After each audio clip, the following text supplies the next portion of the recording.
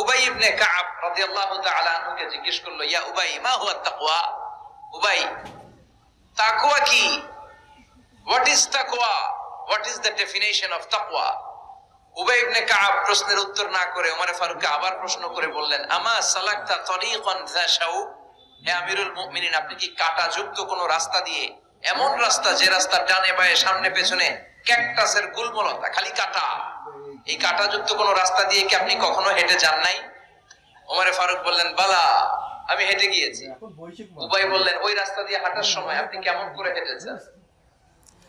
ওমর ফারুক বললেন, ইজতাহাদতু ওয়া ইশতামারতু, আমি এমন ভাবে হেঁটে গিয়েছি যাতে আশেপাশে ডানে বায়ে কাঁটা আমার গায়ে না লাগে, আমার জুব্বায় না লাগে, আমার জুব্বাটা ধরে আঁটো সাঁটো করে সন্তপর্ণে খুব সচেতনতার সাথে আমি হেঁটে গিয়েছি যাতে কাঁটা গায়ে না বিঁধে।